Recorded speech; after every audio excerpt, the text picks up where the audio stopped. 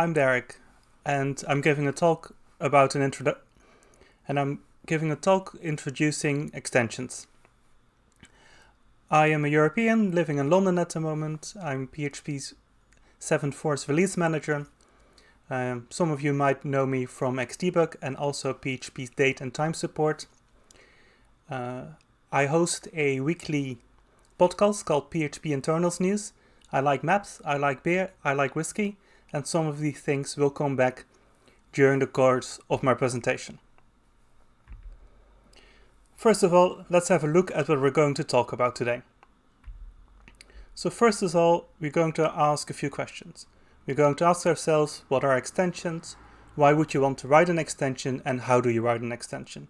Of course, I only have about 45 minutes, so we won't have the time to fully go over how to write an extension all the way to fully object-oriented things, but we'll give a little overview about what you can do with them and some basics on how to do that. Alright, so what are extensions? Well, there are additional functions and classes to extend the PHP language. I'll get back to what that is in a moment. Extensions tend to be written in C, although there are some examples of them also have been written in C++. They're either compiled to the PHP binary, or they are a shared object. Some of the extensions are bundled with PHP, some of them are distributed through Packle, or some of them are distributed separately through, for example, GitHub. Now, right.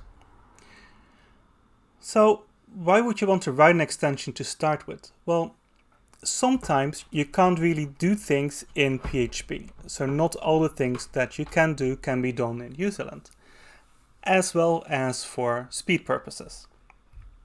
Okay, so let's have a quick look first at wrapping libraries. Often there are libraries already written in C, libraries to talk to, for example, MongoDB or the MySQL database.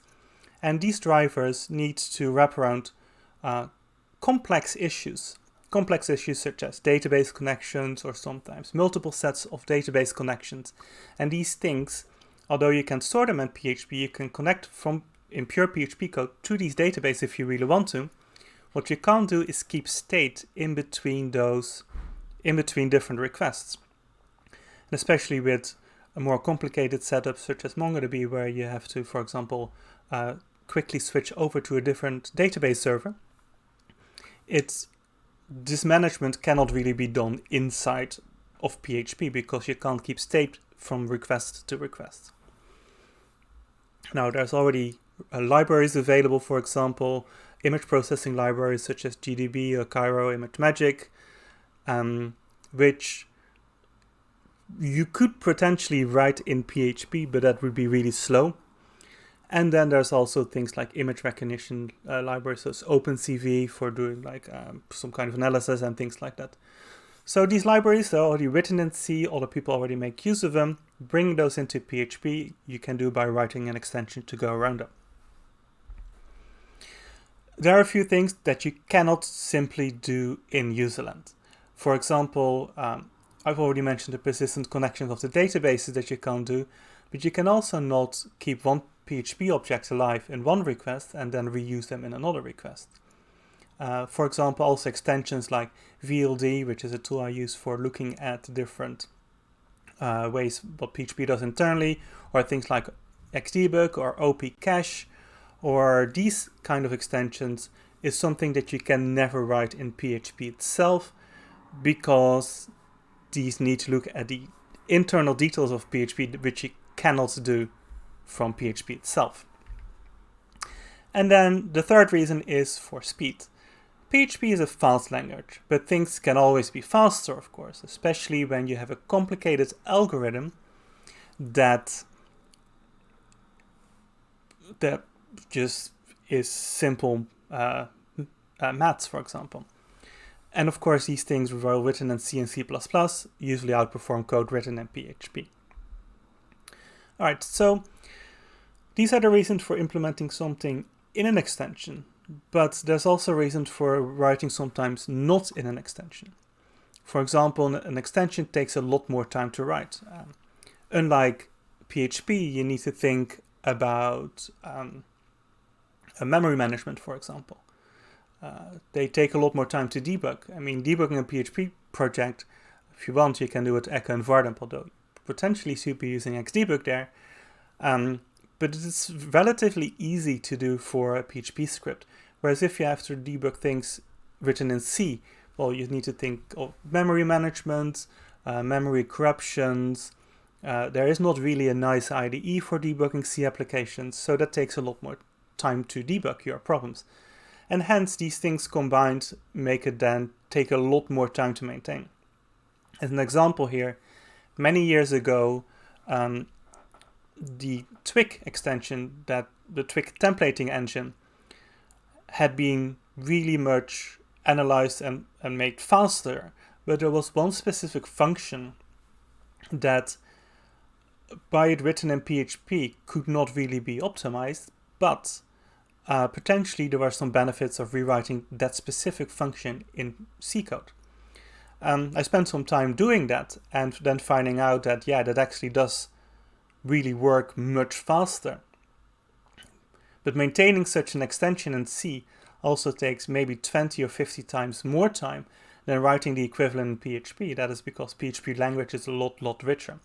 But you do get the performance benefits out of it. Now, rewriting all of the Twig engine in C or as in an extension can be done, and there are some examples of that. There's yet another framework extension, for example, that do this kind of things, but it takes a lot more time to do. Hence, although you technically can probably rewrite Symfony in C in an extension, it will take a long time to do, and yeah, it's probably not worth your time doing. Alright, so let's go to Belgium. I like drawing things on a map, and this is the outline of Belgium. However, if you zoom out far enough and you get all the countries, then there's too many lines. So what I'd like is an algorithm, as you can see moving on my screen here, is where I can simplify the polygons in such a way that it is much easier for my browser to draw these lines on the map. And for that, I found an algorithm.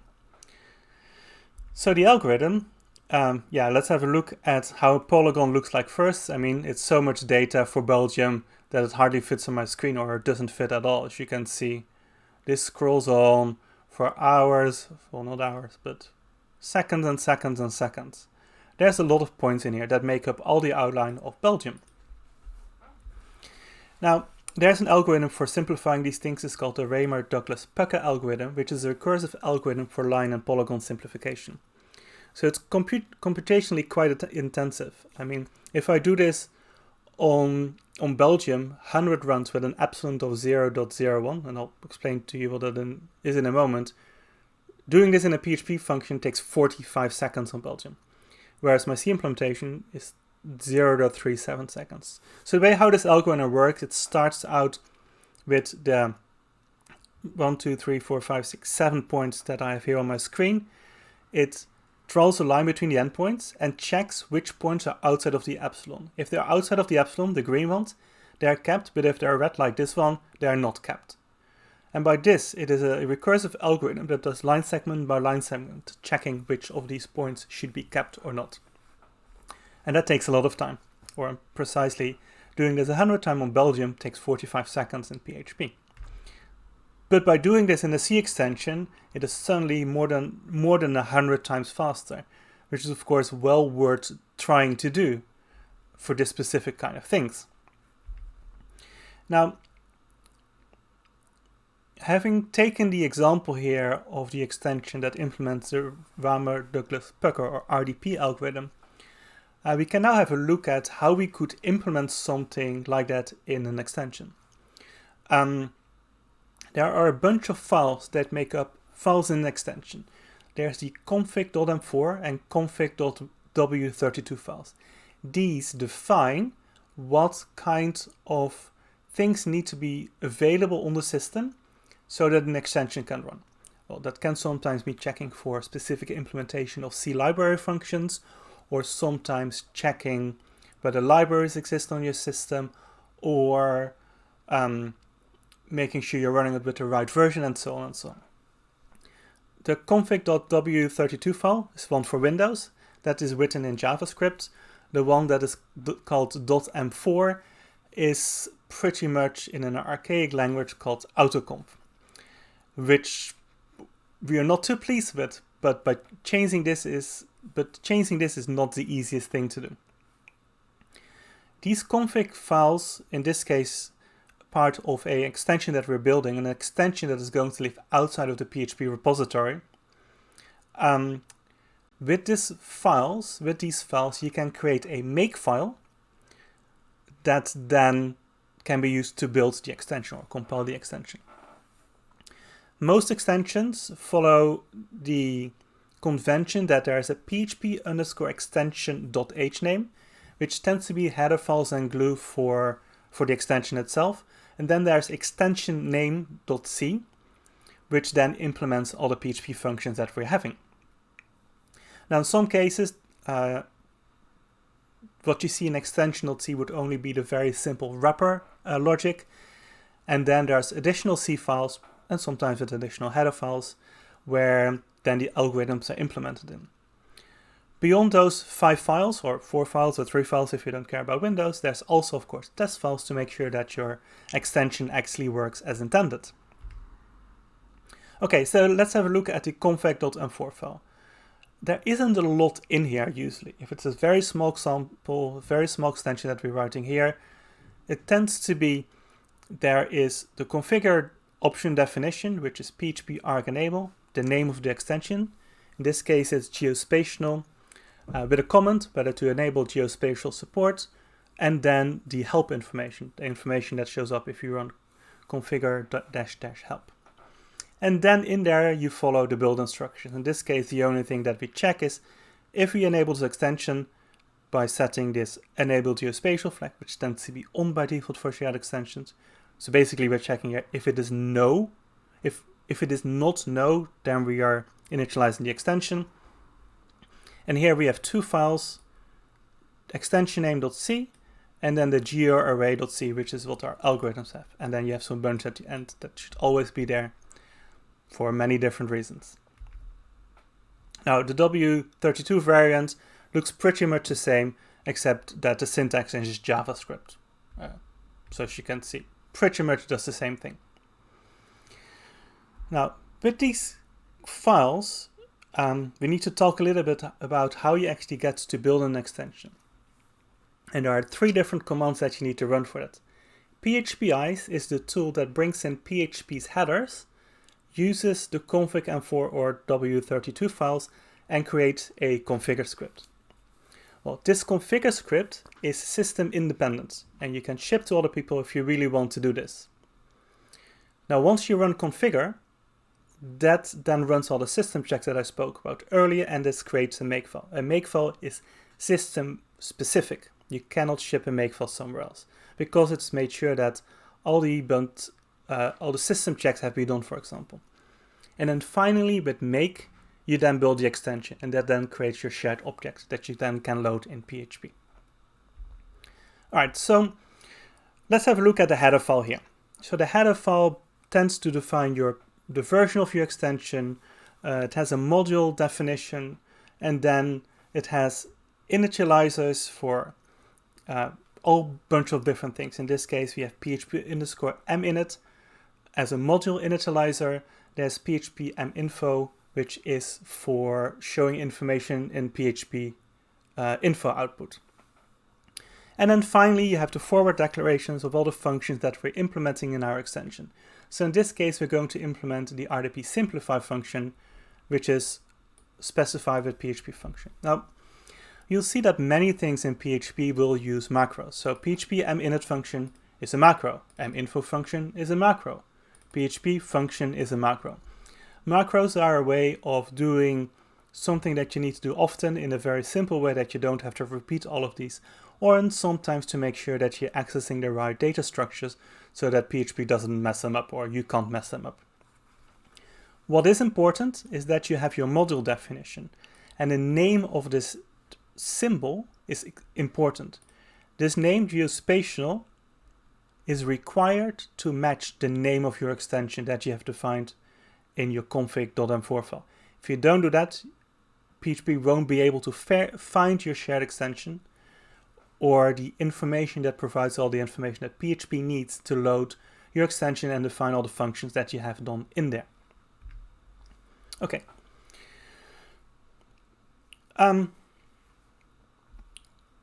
Now we have looked at the header file, it's time to have a quick look at the extension implementation itself. At the start of every extension.v file, in this case we have geospatial.c, we have the header includes. We include php.h, that brings all the standard PHP headers. php_ini is there so that you can use ini settings. Xstandardinfo defines information so that you can generate information for PHP info output. php_geospatial is our own header that does the forward declarations of PHP function RTP Simplify, for example. And then the next two, the Zen exceptions and the SPL exceptions, are there to bringing the standard exceptions that you can use for writing your extension. So the Zen extensions tend to have things like error and extension, whereas SPL extension has things like invalid value and things like that. For each function that you implement, there is something called a PHP arc info struct, which looks something like this. And everything in capitals here is again macros. So basically what this does, it says that, well, for the name of this definition is RTP_simplify arcs. That's a convention that for the function RTP simplify, we have these arguments. There's a bunch of numbers here. The one that I want to draw attention to is the last one, which is number 2, which says how many required arguments this function is going to have. And this information is used by the PHP engine to make sure that these functions are actually passed, these arguments are actually passed in. In this case, we have two arguments. We have a points array and epsilon. So the points array is going to be the definition of my polygon, whereas the epsilon is this tuning factor to basically set up the smoothness of the lines that I want. This argument information struct is used in the list of functions in the extension. So every extension has something like this. It has const Zend function entry, name of your extension. In this case, you don't have to name it like the name of extension, but it's much better if you actually do. And then functions is just something that you, is convention as well. And this defines a list of all the functions that your extension is going to specify. So in this case, we have php_fe. Fe is the macro name for function entry. RTP simplify is the name of your function, and RTP simplify args is this argument information structure that we have here. If you want, you can reuse these argument structures, but I haven't, of course, not done that here because I only have one function.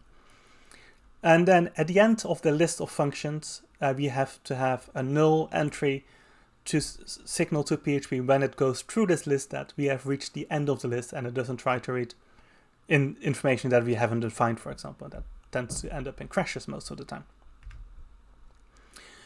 Now, there's a little bit more boilerplate here, which defines the general information that is part of your extension. So this is called the Zend module struct. In this case, it is geospatial, the name of the extension, _modules_entry. It defines the standard module header. We probably can get rid of this if and if here, because if we're still making extensions with an API from before 2001, we're probably doing something wrong here. But anyway, the name of the extension is defined here, geospatial. The name of the struct that you saw on the previous slide, where we defined the list of functions that this extension is implementing. We have a link for minit, which we'll get back to in a moment, I believe. And there's also mshutdown, rinit, and rshutdown. In this case, I'm not using them, so I've not filled them in. So what you can do in minit is initialize things that the extension itself needs. For example, set up a library, for example, or initialize some structures that every single request in PHP that's going to make use of this extension is going to use. Mshutdown is the opposite way, where you get to unload things from memory and so on and so on. The rinit and R shutdown stands for request init. This is an ideal location where you have to initialize everything that is only important for a specific request. As an example here is opening a log file, or I don't know, setting up some variables, or initializing your data structures that the rest of your extension is going to use for a single request. And of course, R shutdown you can then use to clean these things up if you have to. We also defining the PHP geospatial version. This is a macro that we defined in the header file, pretty much just the version number, and then the standard model properties, which are always going to be there. Just keep it there.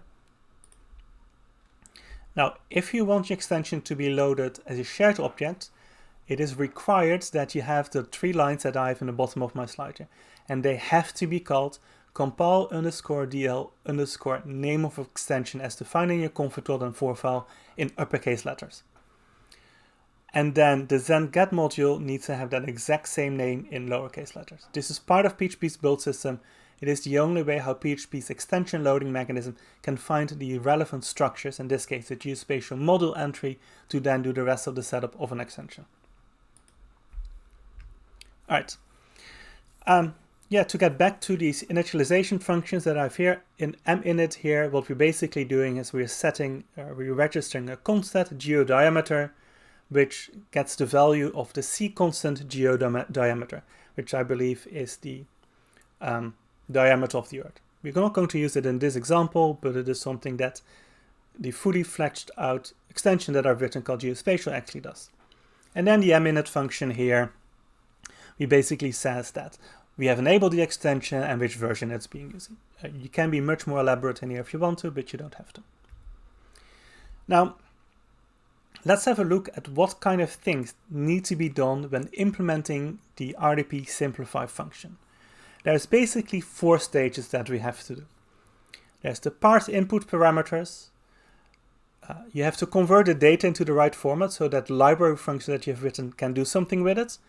You run your algorithm by calling it, and then you return a result by converting the results that comes out of the algorithm back into something that PHP supports. If you want to guess what a function that I have on my screen is, send me a tweet about it. I'm interested to see whether you guess correctly or not. Alright, so you have already seen that in the header file we had the PHP function RTP Simplify as a forward definition. This same macro is used in the .c file to define what the function contains as well. I've mentioned that the first step in every function is looking at the arguments that are being passed in, which you do with a function called Parse Parameters. Parse Parameters accepts a few arguments. The first one is num_args. That is basically a macro that signals how many arguments are actually being sent to the function. Then you have tsrm_ls_cc. This is something from the PHP Fwdays. You can probably just remove at the moment actually. And then what I have done in red here, I've in quote ZD. Each letter stands for a argument, and it tries to match the argument that's being passed in with the data type that this specific letter refers to. For example, the Z refers to a Z file. In this case, that is going to accept the list of all the points that make up the polygon. And then the D stands for double, or PHP land calls that a floating point number. The names of these letters need to match the type that you're going to expect. If if you have the letter D and you use not a double for epsilon, but say a string or a character pointer in CLand or an integer, then you'll end up overwriting memory and it is very likely that your function will crash. So you need to absolutely match the letters with what Parse Parameter is going to expect to be as a pointer to the structure so that it can accept information in here to do that correctly. And if you do this wrong, it'll go out badly. If for some reason Parse Parameters fails, you send in the wrong data types or not enough data, for example, then you should immediately return from the function. Then Parse Parameters will already have sent or issued the warnings telling you that, or telling the user of your function that something has gone wrong. Now, say that Parse Parameters worked. Now we need to do a few more checks because, and I'll get back to zval in a moment. Sometimes if you cannot define a specific data type, in this case as an example, we have an array coming in, and although there is a letter for array, I decided not to do that just to be a better example, is that with the macro send type p, you get to check what type it actually is being sent. So the zval is basically a container for everything that PHP can throw at you. So yeah, there we go. So in this case, we're just making sure that the points array is an array and have not returned from the function, just as a safety precaution. All right, so what is this zval thing? So I've already mentioned a little bit what is this. It's PHP's representation of a value. So it contains the type. It's a struct that contains the type, which you can access with z type p, but it also contains a value. And the way how you access the value depends on what data type it is. So if it's an array, you use zrval p. If it's a double, you use zdval p. If it's a string, you use zstrval p, and so on and so on. So that's what we're checking here to make sure that the data that we're passing is correct. Now, for different letters are different data types. Although I use the z for accepting the array of arguments, what I also really could have picked is a. It would still return you a zval, this whole bunch of data that you, this container that you can access, but it will already have made sure that it is actually an array, so you don't have to check that yourself. For other common things that you would accept, and there are more versions of these, there's more letters than fit on the slide. There's the B for Boolean, the D for double, the L for long, an integer number, the O for an object of a specific type, and this, unlike most of the other letters, actually takes two arguments to zparse parameters, which is the zval pointer, which is going to contain the object, and zend class entry, but this is not something that parse parameters is going to give you. No, it is something you give parse parameters, and the zend class entry that you give represents the class of the object that you want to have being passed in. And if they don't match, you'll get an error message. There's a difference between the lowercase and uppercase s. The uppercase s is something that's new in PHP 7, which is accepting all the strings that you have in a PHP script are going to be accepted as a zend string instead of a character pointer and the length. This is an optimized way of doing it. If you start writing an extension now, you should always use an uppercase s, but if you're still reading some old code, you might still sometimes see a lowercase s. And then we have already spoken about the lowercase z, which is the actual zval or zval. All right, the second step, and excuse me, I have to take a sip because my voice is getting a bit higher.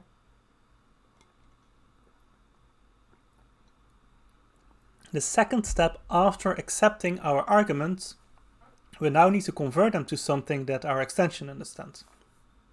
And for this, I've written a function called GeoHash table to array. If this works, then that everything is fine. If we get a null value back, then we return from the function. Now, let's have a look at a GeoHash table to array. It accepts our array, and then it does something with it. So in this case, there's a few important things that we need to have a look at. So there is zend hash num elements. Basically, that returns how many elements are there in the array. And we need to know this because we need to create our structure, our GeoArray, that is used by the algorithm to then do the simplification on. So we need to construct a GeoArray by calling GeoArray ctor, stands for constructor, to create a large enough data structure. And then with the macro zend hash for each val, which accepts an array by using rval, because it doesn't accept a raw zval, and then entry. And entry is our value. It's each of our array elements. This is pretty much similar to what you would see in PHP as for each array arrow entry. That's basically what it says. There's also variants for also accepting the key and so on and so on. There's a bunch of other things here. But we're only interested in the values because our big array of all the points of our latitude-longitude pairs don't have any other information there anyway. As you can see, entry is this Z-file container because bit for each we don't really know what's in here yet. Now what we want for each of the array elements is going to be a latitude-longitude pair, or longitude-latitude in my example. So for each of the elements that we see, we call parse point pair, which I'll show you in a moment. If that works, fine. If not, we go to failure, which is then responsible for cleaning up some information. Although you don't see go to very much in PHP code, you see quite a lot of this in C code to clean up information. Now, if this worked, then we add this information to our geo array CTOR. We set the X element. The I is the current one that we're currently doing. We initialize that to 1. And then we set the status for each of these elements to 1. A status of 1 means for the algorithm that we're going to keep the point. And then we loop over. Now, if you look at what failure says, we basically call GeoArrayDetour to free up the memory that we have created here. Unlike PHP, if you don't free up your memory in PHP, the engine will leak the memory, and that's never a good thing. So you are responsible for cleaning up the memory that you have allocated. All right, so then we call RTP Simplify, which runs our algorithm, the algorithm that I've explained a little bit. So we give that I point GeoArray the epsilon number, the starting index, as well as the end index. Now the algorithm itself is, of course, the thing that we wanted to optimize because that was the algorithm that was slow. Now, let's have a look at how the top half of this looks like in PHP. And I don't really want to go through the whole algorithm. Have a look at the slides later, or have a look at how the algorithm works. I think the implementation is on Wikipedia. But what I wanted to do and compare that with how the function in C looks like. So we have the function here in PHP, and C, it looks like this. If you look at this, many of the things are similar. It's just that we sometimes remove the $sign to variable names, and we do a few other things. Now, PHP likes having arrays, and we can just assign those, but in C you can't really do that. So we have to do a little bit clever thing first, where we already assign the start point and the end point that we're being passed in here. And then this is the rest of the algorithm. I would suggest you have a look at this if you're interested to see how this works. All right. Now, once the algorithm runs, we need to return this information back to PHP itself. And you do this by modifying the information in a return value. Return value is a C-level variable that you do not have to declare yourself. It is part of this magic macro PHP underscore function. But if you want to return something through it, then you need to initialize its value. Now, because in this case, what we want to return is the simplified array that comes out of the algorithm, we say that the return value has to be an array, which you do with array init. Now, the points array that we passed in, and remember, each of the elements has an X and a Y coordinate, or latitude, longitude, and a status. And the algorithm doesn't change the array that we pass in. It basically flips the status from 1 to 0 if we don't want to keep the point.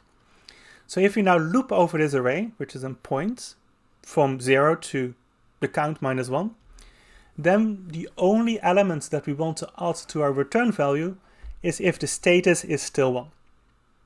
In this case, we use a truth value here.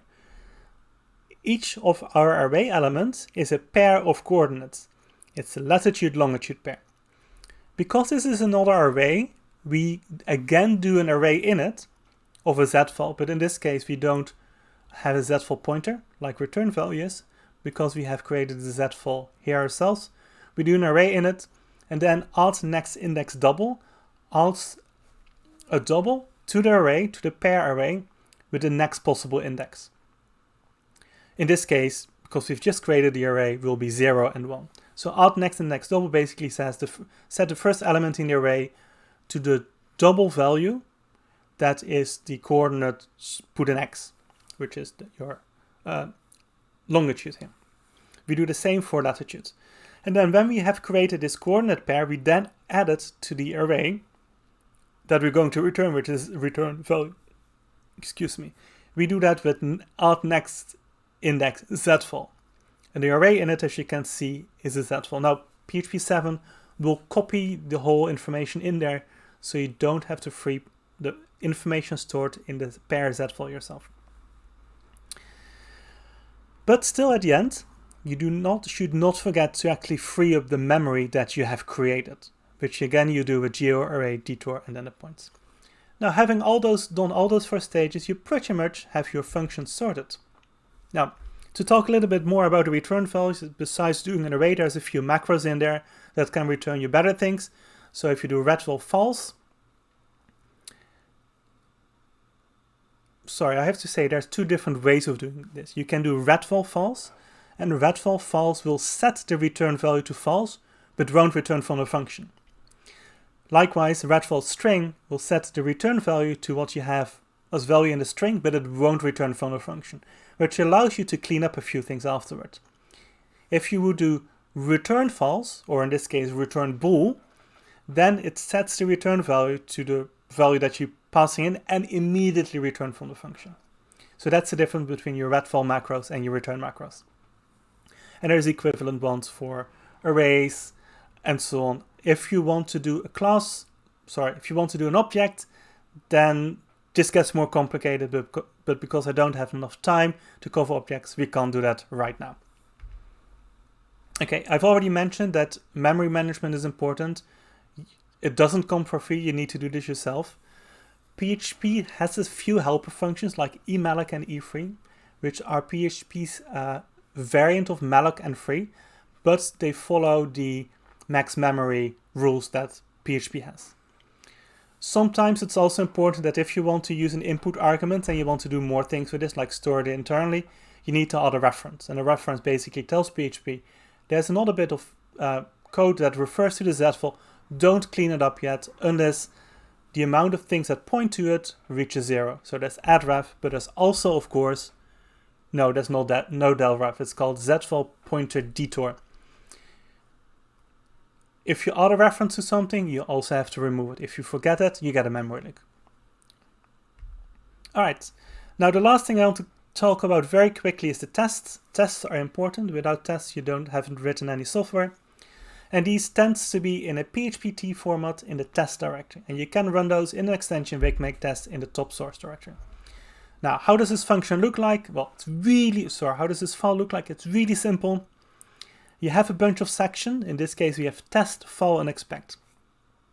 Test accepts a one-liner with a description of your test. File is a tiny PHP script that tests certain functionality. And the output of this script is compared with what the result under expect is. There's also sections, for example, there's INI if you want to set specific INI settings, or there's expect F, which is like expect, but it allows you to use format specifiers if you're not exactly sure how a specific bunch of data looks like. If this algorithm was a bit random and didn't always return the same amount of points, then I would have used expect F here, and instead of 1029, I would use have %d. It's the same format specifiers that you would use for PHP's sprintf, for example. But as you can see, it's a very simple PHP file that you then run.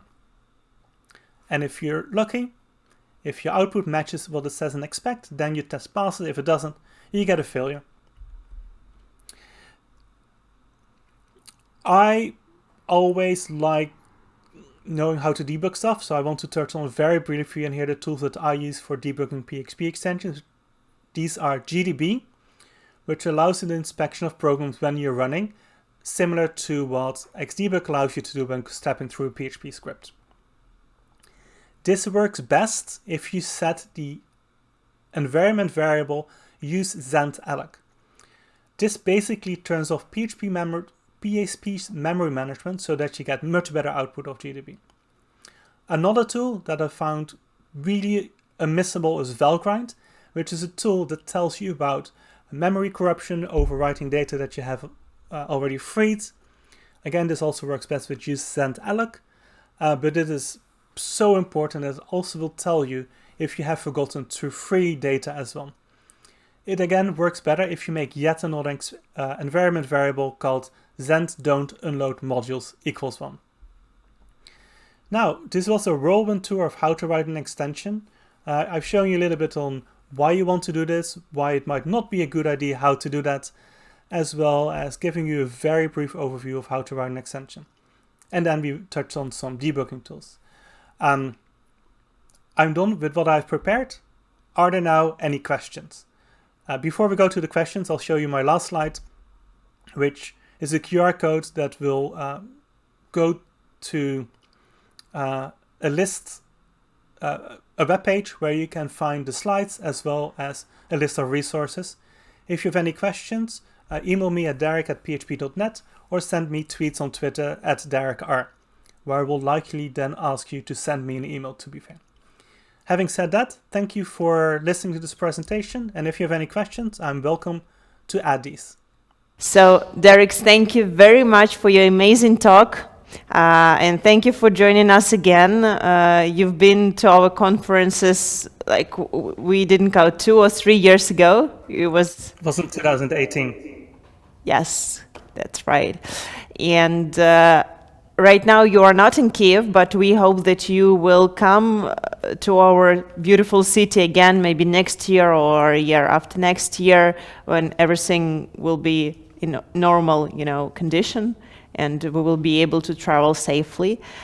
So we have Alex here, and he is here to ask questions from our participants. So please, the air is yours. Thank you. And I also want to say thank you, Derick, for the fabulous presentation. I expect many more PHP extensions coming from the developers after your talk. So there are a couple of questions in the chat, and I'd like to start from the question about the different way of writing PHP extensions rather than doing C language. Have you heard of Zephyr language? What do you think of it? So in the last many years, there have been several ways of writing extensions the slightly different way. So there's a Zephyr thing that is, how old is it? About 5 years. I think they are great things for wanting to do simple things that you can do with PHP already. But there's a few things that because you can't do them in PHP, have to write an extension for. I also think that in order to write a good extension, you should know the things that work underneath anyway. Otherwise, you might run into problems that are going to be hard to find. So, for anything that I've written, I've never had to use for it because it doesn't do what I need it to do. By the way, have you heard about plans of allowing to write PHP extensions in PHP? Maybe it make it even simpler. So PHP 7.4 introduces FFI, and FFI is a way of making bindings to C from PHP scripts. You potentially can write extensions that you can install through Composer with that, especially if you couple that to Opcache's preload mechanism that is also new in PHP 7.4.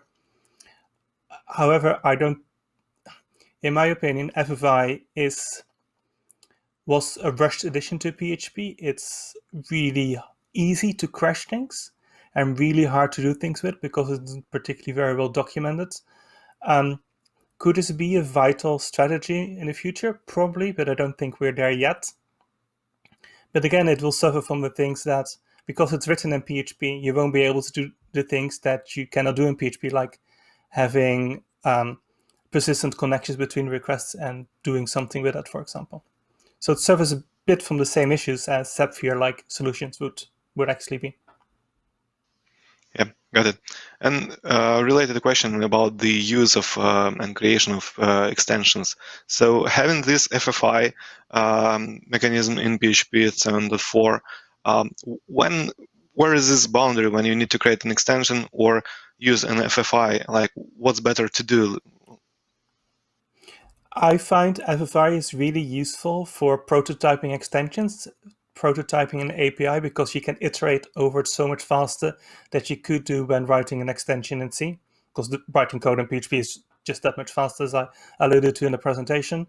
And I think at some point there will be some projects that want to ship an extension with a project because it implements something faster. But what they would like you not to have to do is actually compile something. Now, what FFI allows you to do is you ship a binary, a library that you might already have on your system. For example, you can install through apt-get or something like that. And then the FFI part of it you can install just by doing composer install, because there's no need for any compilation there. So I think that could make sense. But as I said, I don't think FFI is there yet. Got it. The question is about compilers. So when we have our extensions, what's better to use CLang or GCC? Do you find any differences between them, like in terms of binary size, maybe performance or anything? I've never looked at it. I don't think it honestly matters much. Both CLang as well as GCC are optimized well enough that this is unlikely to be any sort of problem for you. So no, I haven't looked at it, but for my extensions, I know it compiles with both because I have that in my CI pipeline. I think what probably would be best is that if you have PHP compiled with Clang or CLang, then make sure you compile your extensions with CLang as well, or otherwise just use the default that you have on your system. I doubt you'd find much of a problem for extensions. I mean, doing it for PHP and other things like that or bigger projects, sure, you might see a difference, but for extension, I cannot see that would make any sort of difference. So whatever you have on your system. Got it. Next question is about the ZTS mode, then thread safe mode. Like, is there any checklist or steps we need to do, like to make sure that our extension is supporting this mode? Yes. Don't use global variables. As long as you use global variables and use the mechanism inside PHP for accessing globals, they're not real globals, but they can either be thread level or module level globals. If you look at PHP extensions that already exist, you often see like macro name with a G at the end that stands for these thread level globals. As long as you use these correctly, something I didn't talk in the presentation because I ran out of time clearly, but then that should be fine. And of course, it also depends on the library that you're wrapping. If the library that you're wrapping isn't thread safe, then the ZTS mode is not going to make that miraculously better, of course, for you. Yeah, sure. Makes sense. And regarding variables, there was a question like, what kind of you have in your extension to like something different rather than parameters that you get in? Can you access something in PHP from your extension through globals or anything else, like exceptions maybe, or I don't know, variables? Yeah, absolutely. It is possible for you to set up an extension to do a hook for exceptions. There's a hook called send_exception hook or whatever. I can't remember the name. I'm going to have to look it up. But that is a way how you can hook into exceptions being thrown. Of course, I use it in Xdebug. The SOAP extension uses it for converting things to a SOAP error instead of a normal PHP exception and so on. I didn't quite catch the first part of your question because crucial words missed. Yeah, so the question was like, what kind of access I can get from like extension to something different than parameters I'm getting in? Okay. In a function. Yeah, pretty much you have access to everything that you want to. It is sometimes hard to get to the class types of certain things if third-party extensions haven't exported them. But other than that, pretty much everything you can think of. I mean, that's how Xdebug does everything, right? It can read everything because it's a PHP extension. Got it. And like, can we throw some kind of standard exception from our function in extension? I mean, not just return false or just throw an exception, runtime or something.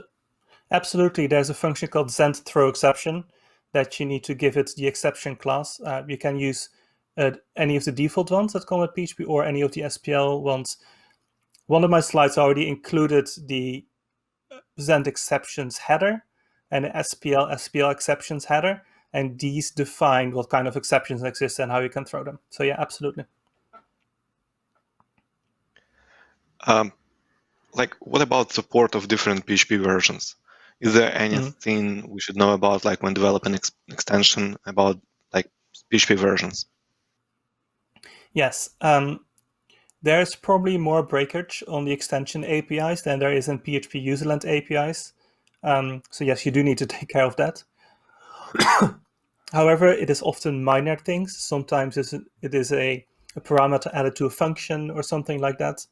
For example, the set cookie call has an extra parameter in PHP 7.3 to be able to set same site cookies, for example. So yeah, there is differences in APIs between PHP extensions. It is often minor, and there's a macro available that allows you to check for which version you are running. Taking as an example from Xdebug, I do use that, but not very much. So yeah, it's plenty possible to support anything from PHP 7.0 to PHP 8 even in the same code base without much of a problem.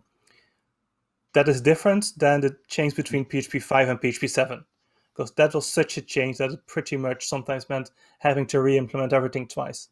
But of course, you shouldn't be writing PHP code, let alone PHP 5 extensions anymore. Yeah, sure. And another question is about the extension like release process. So we have packages for composer packages, and we have Packle for extensions. Is it hard process to like publish your extension? No, it's not really hard to publish it on Packle. You need to ask for an account, and as long as you have some code, then you usually ask for making that code public before that account gets granted. You might even get some people looking over your code to make sure it's not absolute crap, because that happens sometimes. I mean, but after that, you need to create a package XML file, and you can publish to your heart's content. It's not a problem. There is a question like more of a application, I would say development. So when you do like composer install, you install all of the dependencies of the PHP packages.